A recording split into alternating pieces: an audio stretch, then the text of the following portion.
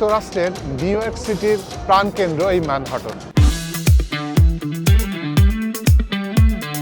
শত শত মানুষের কোলাহল দেখে নিশ্চয় টের পেয়ে গেছেন কতটা প্রাণবন্ত এই শহর। এখানে দিন রাতের কোনো তফাৎ নেই বললেই চলে। সে কারণেই এই শহরকে বলা হয়ে থাকে দ্য সিটি নেভার স্লিপ।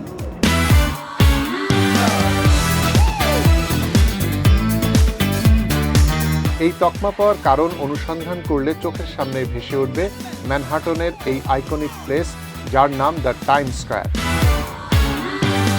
বলা হয়ে থাকে এটি পৃথিবীর সবচেয়ে ব্যস্ততম জায়গার একটি।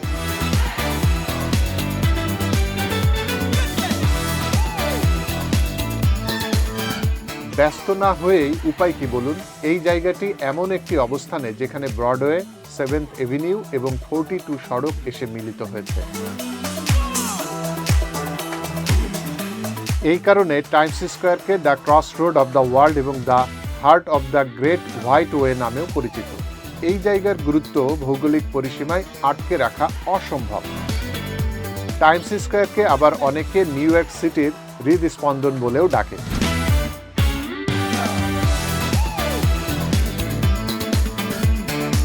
যেখানে শত শত বিলবোর্ডের বর্ণিল ডিসপ্লে আর হাজারো বাতির উজ্জ্বল রঙিন আলোয় সম্মিলন ঘটে মানুষের আশা, আকাঙ্ক্ষা আর স্বপ্নের। গ্রীষ্ম, বর্ষা, শীত সব ঋতুতেই জমজমাট এই টাইমস স্কয়ার। আর দিন কিংবা রাত সব সময় চলে মানুষের ছুটে চলা, আড্ডা আর বিনোদন। সে কারণেই দিনের চেয়েও মনে হয় রাতই বেশি জমজমাট থাকে সারা পৃথিবীর টুরিস্টের পদচারণায়।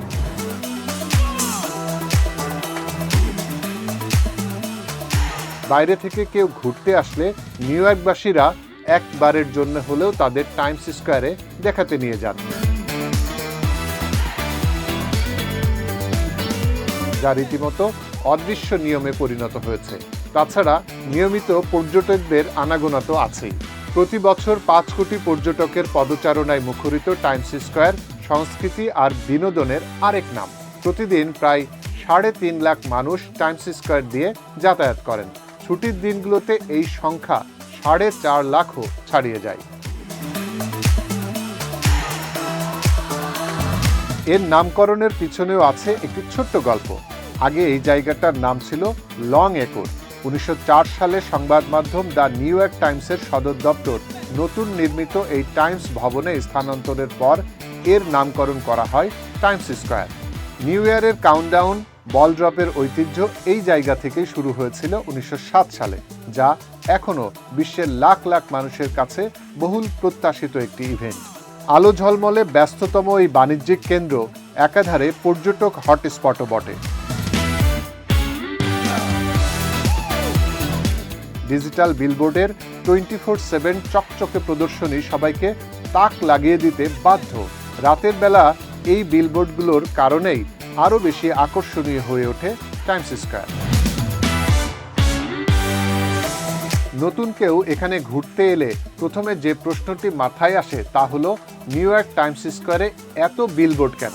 এই চিরন্তন প্রশ্নের আসলে নির্দিষ্ট কোনো উত্তর নেই।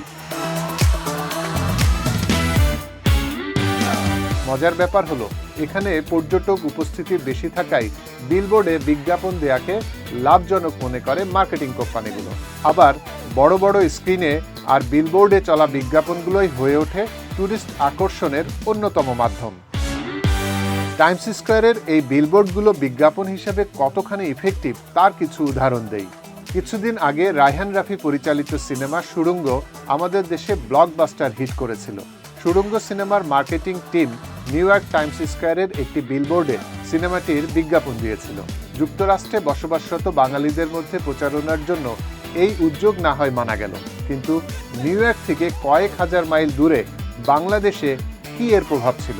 উত্তরটা অবশ্যই ছিল, কারণ নিউ ইয়র্ক টাইমস স্কয়ারের বিলবোর্ডে সুড়ঙ্গের বিজ্ঞাপন দেওয়ার পরদিনই দেশের প্রধান পত্রিকাগুলো থেকে শুরু করে অনলাইন পোর্টাল পর্যন্ত সবখানে ছিল এই খবর।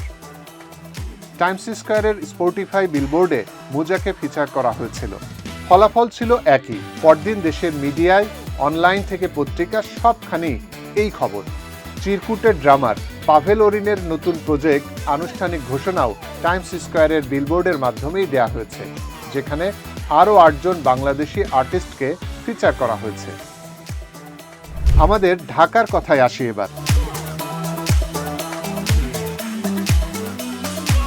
দিনে দিনে এই শহরও হয়ে উঠেছে নিউ ইয়র্ক সিটির মতো প্রাণবন্ত নগরী।